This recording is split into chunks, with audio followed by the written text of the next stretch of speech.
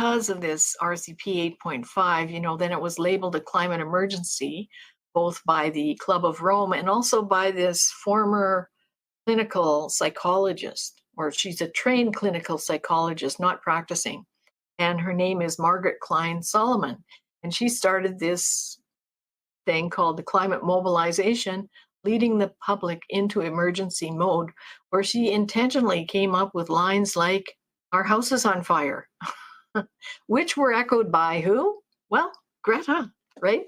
So I don't know if Greta just read her stuff or if someone fed it to her, but these are psychological manipulative tactics used to scare the public and children.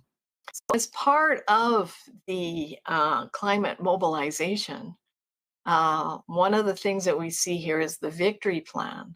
So a lot of the people in the climate activist movement, they actually want wartime economies.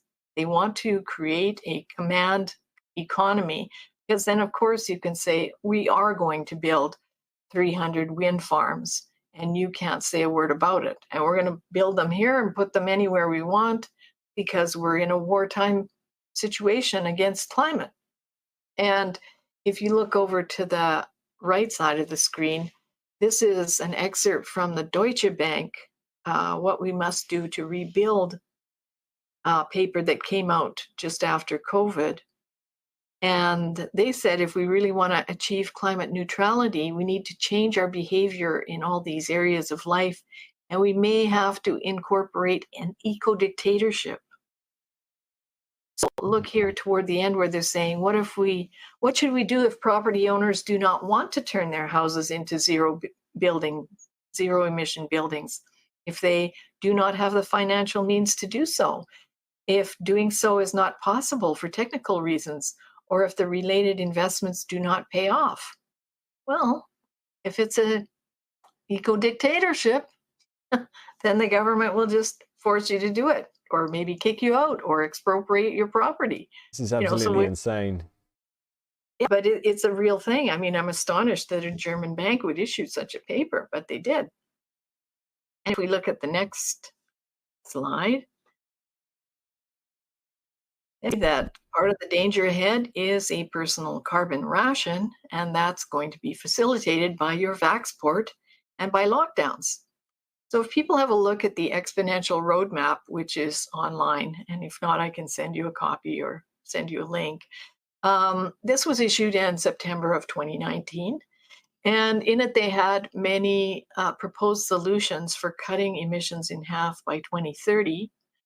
And a lot of them were the things that happened in lockdown, where all the small shops were closed, only the big ones were open. What did that do? Well, it meant that instead of 10 people going to 10 little shops to buy their favorite little thing, you had one person going to one big shop buying 10 available things for the people back home. So it really cut transportation.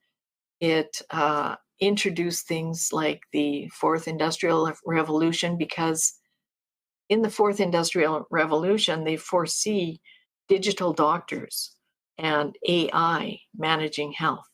So people were forced to do telemedicine, which, what did that do? It cut emissions, because you didn't have hundreds of staff going to hospital every day. You had a small percentage of staff going to staff the emergency ward and maybe the COVID ward. You didn't have surgeries going on, which are always energy intensive.